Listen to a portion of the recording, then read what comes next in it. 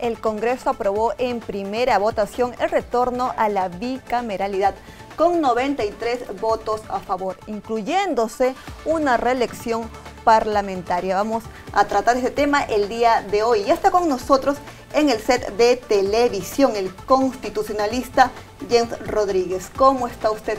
Sea bienvenido a JN Noticias. Como siempre, es un honor estar con ustedes. Buenos días.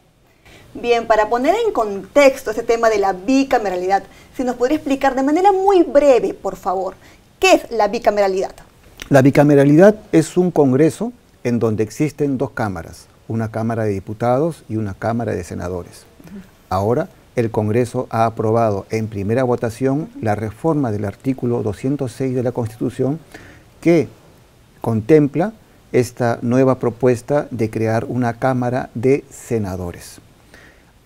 Esta propuesta se aprobó con 93 votos a favor, es decir, una mayoría calificada, el cual era 87, y ahora, de acuerdo a la Constitución, debe ser ratificada o nuevamente votada en la siguiente legislatura, que todo indica que sería en el año... En marzo. Marzo del 2024. Así es. Una vez aprobada en segunda legislatura, ya las próximas elecciones generales, en el momento que se convoquen, ya se van a, digamos, plasmar los candidatos tanto para la Cámara de Diputados como para la Cámara de Senadores. Exacto. Ahora, como bien usted lo ha señalado, todavía faltaría una segunda votación que tiene que pasar los 87 votos para que pueda ser aprobada.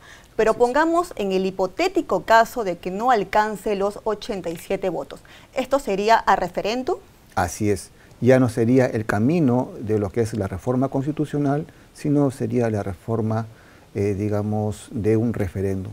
Pero todo indica que de acuerdo a las posiciones de los partidos políticos hay un consenso para que se dé esta aprobación en una segunda votación, dado de que anteriormente, si todos recordamos, en la primera oportunidad que se tocó este tema, en junio de este año, si no me equivoco, no se llegó a alcanzar los votos suficientes y hubo una reconsideración para que se vuelva a retomar el tema. Claro, hasta dos veces hubo la... Hasta dos veces, efectivamente. Entonces, en esta oportunidad ya hay un consenso político para que se apruebe este proyecto de reforma constitucional y se genere y se cree la Cámara de Senadores y la Cámara de Diputados.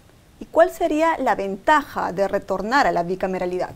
Bueno, sería muy bueno si es que dentro de la Cámara de Senadores tuviéramos pues gente reflexiva, gente preparada, gente de los cuales nosotros recordamos a unos parlamentarios hace muchos años, obviamente, en donde pues tenían un discurso, una preparación política, una formación política, pero de acuerdo a lo que estamos viendo, los actuales congresistas, desde mi punto de vista, no tienen formación política y esta improvisación hace de que el actual Congreso no tenga la legitimidad necesaria para hacer una reforma de este tipo. Y solamente se está viendo de que los intereses políticos partidarios, obviamente desde mi punto de vista, están imperando. Bien, ahora recordemos también que en la Constitución de 1979, la cual fue aplicada en las elecciones de 1980, se estableció 60 senadores y 180 diputados, es decir, 240. Ahora, con esta modificación, serían los 130 diputados que tenemos, igualmente los 60 senadores.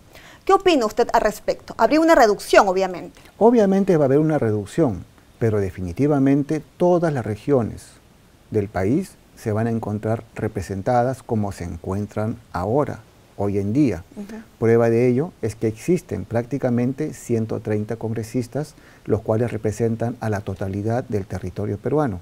Lo único que ahora sería diferente es que también en estas nuevas elecciones se va a elegir a una Cámara Alta, es decir, a una Cámara de Senadores compuesta por 60 senadores, quienes van a tener funciones específicas, como por ejemplo, controlar las leyes emitidas por la Cámara de Diputados, elegir a los miembros del BCR, al Defensor del Pueblo y una serie de atributos más que en cuentas claras son atributos y funciones bastante específicas e importantes. Algo que también se ha añadido a este nuevo texto sustitutorio es que tengan experiencia como congresistas. Claro, lo que llama la atención y hay un cierto llamémosle, preocupación por parte de la ciudadanía, es que en este texto de reforma constitucional se está derogando la prohibición de la reelección. Y uno de los requisitos para ser senador es haber sido congresista. Claro. En pocas palabras, los congresistas actuales, posteriormente, van a ser senadores de la República. Por lo que yo concluyo de que si va a haber una bicameralidad en el Congreso de la República, me parece bien. Pero una bicameralidad sin reformas políticas profundas sería en realidad más de lo mismo. Claro, también quisiera agregar que otro ítem que está establecido es que exista una reelección, pero sería permanente. ¿Me podría ampliar más la información ahí? Por supuesto, porque ahora ya se deroga la prohibición de la reelección y ya todo congresista, todo diputado, todo senador va a poder reelegirse. Y otro aspecto importante en esta nueva reforma que ya se aprobó en primera votación es que los candidatos a la presidencia de la República también van a ser candidatos al Senado de la República. En pocas palabras, candidato que no ingresa como presidente va a ser de seguro, por las votaciones, ahora ya senador de la República. Un tema que quizás preocupa a la población, a la ciudadanía, y justamente por eso quizás fue una de las opciones de marcar el no en el 2018, cuando se convocó a un referéndum para la bicameralidad, fue el presupuesto.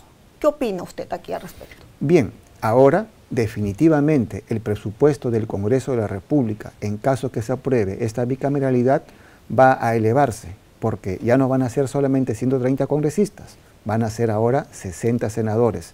De acuerdo al informe que ha emitido las entidades correspondientes, va a subir o elevarse algo de 500 millones de soles anuales el presupuesto de gasto del Congreso de la República con la creación de esta Cámara de Senadores. Entonces, usted diría que la primera instancia, por así decirlo, serían los legisladores y la Cámara reflexiva serían, en este caso, los senadores. ¿Así está establecido o también podría ser viceversa? Va a ser, en realidad, la Cámara de Diputados, la Cámara que va a, de acuerdo a sus funciones, emitir las reformas, emitir las leyes, las funciones legislativas, las propuestas legislativas que se convierten en ley.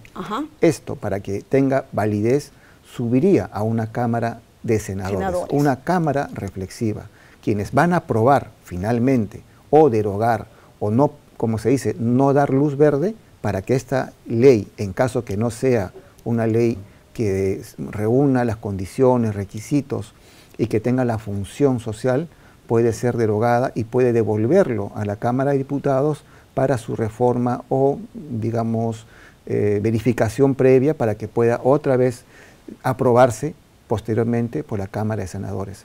En pocas palabras, se les está ahorrando mucho trabajo al Tribunal Constitucional, quien ahora ejerce finalmente de Cámara de Senadores, porque las leyes anticonstitucionales, leyes a todas luces contrarias a la Constitución, son derogadas por el Tribunal Constitucional, pero se toma su tiempo. A mérito de esta nueva propuesta, la Cámara de Senadores va a tener la función finalmente, la de el Tribunal Constitucional, de aprobar o no, o derogar o no, alguna ley emitida por la Cámara de Senadores. Finalmente, por favor, en el caso de vacancia, ¿cómo se procedería si tenemos un Congreso bicameral? Bien, en la Cámara se refiere a una vacancia presidencial o una vacancia... Una vacancia presidencial. Presidencial. Si hay una vacancia presidencial, definitivamente tiene que asumir, en caso de la ausencia del presidente, el primer vicepresidente. Y en ausencia del primero, el segundo vicepresidente. Y en caso de la ausencia del segundo vicepresidente, asumiría el presidente de la Cámara de Senadores. Bien, muchísimas gracias por habernos acompañado. Yo le agradezco esta amable entrevista que nos ha brindado. Como siempre, ha sido un honor estar con ustedes y a sus órdenes. Muchas gracias por habernos acompañado. Nosotros hemos conversado con James Rodríguez, abogado constitucionalista. A esta hora de la mañana es momento de ir a una breve pausa y retornamos con más información aquí en JN Noticias.